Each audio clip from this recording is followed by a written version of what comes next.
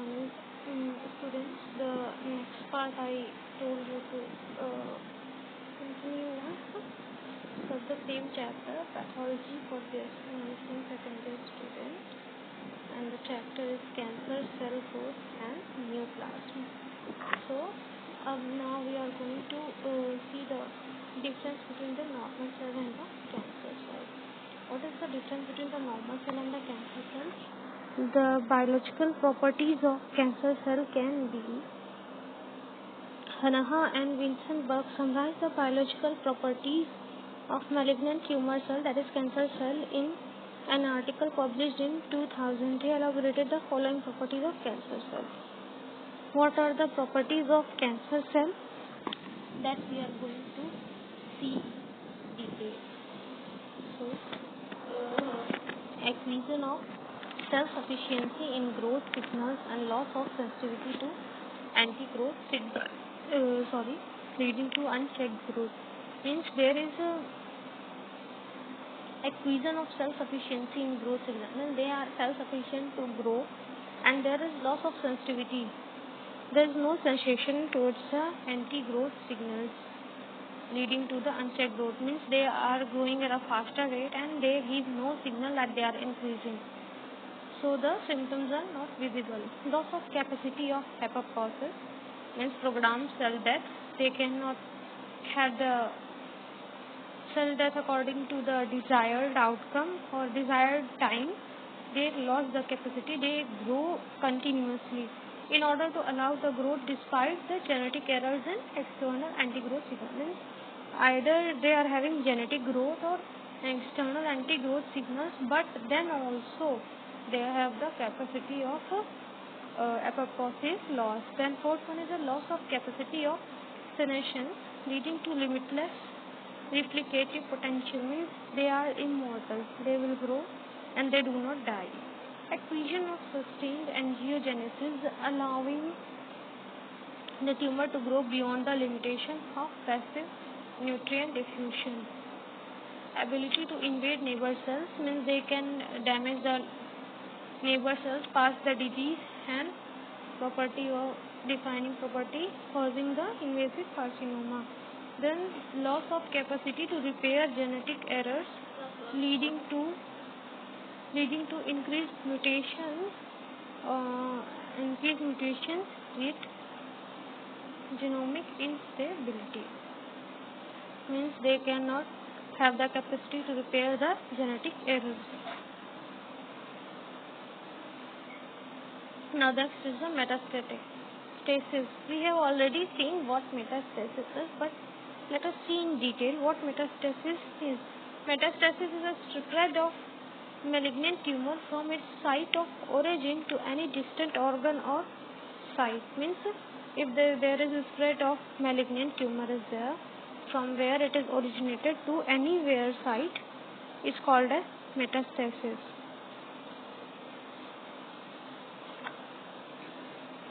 Then metastasis is an exclusive property of malignant tumor. It is an exclusive property of malignant tumor. So let's see what are the three routes through which the metastasis can occur. The three routes through which the metastasis can occur are the lymphatic spread, hematogenous spread, and the third one is the seeding into the body cavities. These three headings should be remembered. So first one is the lymphatic spread. The most common mode of spread is the carcinoma is by lymphatic vessels. The tumor cell enters in the lymphatic channels and form small tumors, emboli, which are carried by the lymph to the distant lymph node where they get lodged. For example, carcinoma, breast. Then hematogenous spread. In a hematogenous spread, what happens? The hematogenous spread, the things will be related to the sarcoma. It's mainly seen in sarcoma, and carcinoma is spread by hematogenous route, means blood will be also involved. The tumor cells enter in the capillaries and veins and are carried away by the bloodstream. Blood involvement will be the most important part of this. So, and the last one is the seeding in the body cavity. Seeding in the body cavity. What does it mean? Seeding into the body cavity means the spread of tumor cells via coelomic cavity is the third mode of metastasis. Means here the tumor cells spread of tumor cells will occur involving the coelomic cavity, which is the third mode of metastasis. And that is implantation into the other cavity. When the tumor cells reach the serosa of the parent organ, in serosa layer they start to grow, then they fall off into the body cavities like pleural cavity, peritoneal cavity, subarachnoid space, etc., and are carried away by the coelomic fluid to implant elsewhere in the body cavity. This pattern of spread is typically seen in ovarian carcinoma, which seed the entire peritoneal cavity and coat it with a layer of tumor cells called as pseudomyxoma peritoneal. The factors predisposing to development of neoplasia. Let's see what are the factors which causes the development of neoplastic. There are number of factors related to both the host and the environment that influence the individual's predisposition to development of cancers. Some of the most important factors are discussed below. First one is the hereditary factors. What are there? Let's see. Only the main heading we have to know. But there are many inherited cancer syndromes in which the inheritance of a single mutant gene greatly increases an individual risk of developing tumor. The most important line is this only, that there are many cancer syndromes which are inherited and causes the single mutant gene to greatly increase the individual risk of developing a tumor. Most of these syndromes show autosomal dominant pattern of inheritance. Due to autosomal dominant pattern, their increase may also occur, cell growth may occur. Familial adenomatous polyposis is characterized by very high risk of development of colonic carcinoma. Other cancers exhibiting hereditary predispositions are familial retinoblastoma, multiple neuroendocrine neoplasia, and cancers of the breast, ovary, and colon. And second is the environmental and cultural factors. So environmental factors like cigarette smoking causes the cancers of oropharynx, lungs, esophagus, larynx, bladder, and pancreas, and alcoholic abuse like risk of cancer to the oropharynx, esophagus, liver, and then cervical carcinoma related to the culture and cause sexual intercourse at very low age can cause then number of sexual partners. Occupational exposures to asbestos causes lung cancers and mesothelioma, etc. Then geographical factors.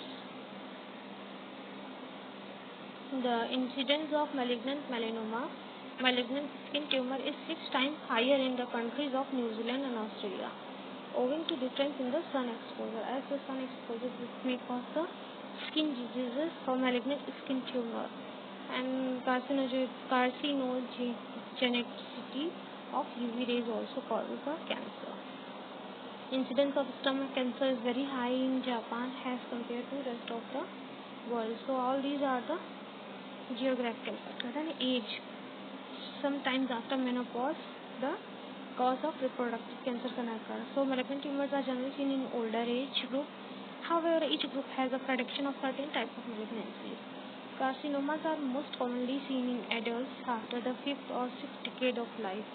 Certain tumors like neoblastoma, retinoblastoma, hepatoblastoma, and Wilms tumors are almost exclusively seen in the infants and children. Infants and children have the cancer tumor like neuroblastoma, retinoblastoma, hepatoblastoma, and Wilms tumor. Then the next factor is gender. The incidence of neoplasma in two genders is not different, but the type of growth variations may be seen. Mostly the cancer occurs in the reproductive organs, and these are more common in men other than women. This can be because of hormonal, socio factors and special habitat factor. Then chronic irritation. Chronic irritation is a abnormal erection or abnormal healing or abnormal expulsion time. So numerous cancers of neoplasm causes due to chronic irritations are listed in the text.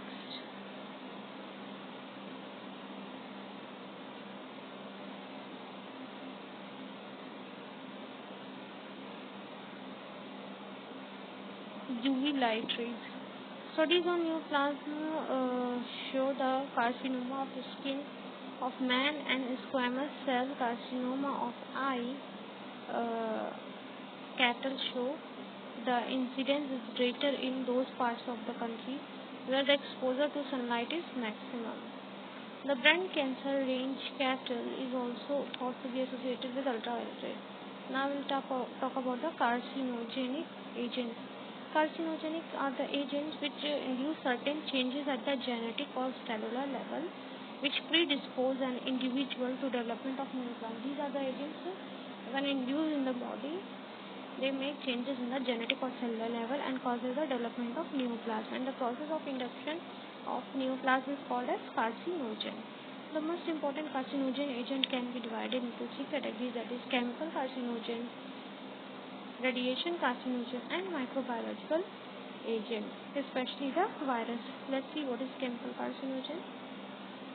Chemical carcinogen can be directly acting on the procarcinogen, which require chemical or enzymatic activations. They mostly causes cancer due to chemicals when exposure to chemicals occurs or enzymatic activation is there. Chemical carcinogen produce tumors weeks or months after exposure. It takes time, weeks or months. Even a single dose of certain carcinogen is sufficient to induce carcinogen. The most common chemical carcinogen are as follows. First one is aromatic hydrocarbons, nitrosamine, alkylating agents, aniline dyes, and aflatoxin B. First one is aromatic hydrocarbons. These are found in cigarette smoke, which predispose to development of lung cancer. Nitrosamine predisposed to gastric carcinoma. Then alkylating agents like cyclophosphamide and busulfan. Then aniline dyes like beta naphthylamine are associated with the high risk of bladder cancer. Then aflatoxin B1 is a potentially naturally occurring carcinogen that is produced by the fungus Aspergillus flavus. Aflatoxin B1 is strongly associated with the development of hepatocellular carcinoma. So here we have seen what are the chemical carcinogens: aromatic hydrocarbons like cigarette smoke, the nitrosamine causing gastrocarcinoma, alkylating agent like busulfan, aniline agents or dyes like beta naphthylamine, and aflatoxin B, which causes hepatocellular cancer. Then radiation carcinogen. Radiation is of two types. First one is the ultraviolet UV rays of the sunlight and the ionizing electromagnetic and particulate radiations. Ultraviolet rays and ionizing radiation. UV rays are derived from the sunlight. Exposure to UV rays predisposes the development of the skin cancers like squamous cell carcinoma, basal cell carcinoma, and malignant melanoma. Degree of risk of developing skin cancer depends upon the type of the UV rays. UV beta rays, which have the highest carcinogenic potential, intensity of exposure, quantity of melanin pigment in the skin. Fair-skinned individuals with higher risk exposure to sunlight are at the greatest risk of developing skin cancer. Means it is saying that when the UV rays are exposed to our body, so it may cause the basal cell carcinoma, malignant carcinoma, and the degree of skin cancer developing may be depending upon the how the UV is rays is intensity, what is the intensity of exposure and quality of melanin in the skin. Ionizing radiation. Ionizing radiation, that is a particulate electromagnetic radiations, are one of the most potent carcinomic agents, and ionization radiation causes cancer by inducing mutations in the genes. Here, mostly the mutations may occur. Particulate radiations like neutrons and alpha particles are more carcinogenic than the electromagnetic radiations like X-rays and gamma rays. The commonest malignancies arising after radiation exposure are myeloid leukemias and thyroid cancer. Then comes the microbial carcinogen.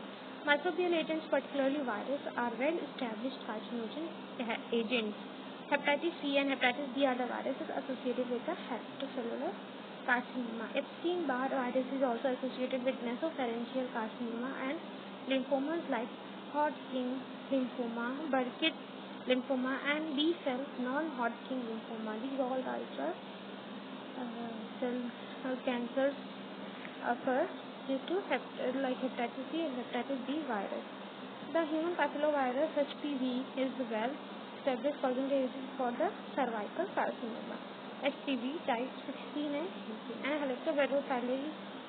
Helicobacter pylori bacteria are implicated in the induction of gastric carcinoma and ameloidomas, which stand for the mucosa-associated lymphatic tissue. Okay, now the next part will be continued in the next class. Thank you.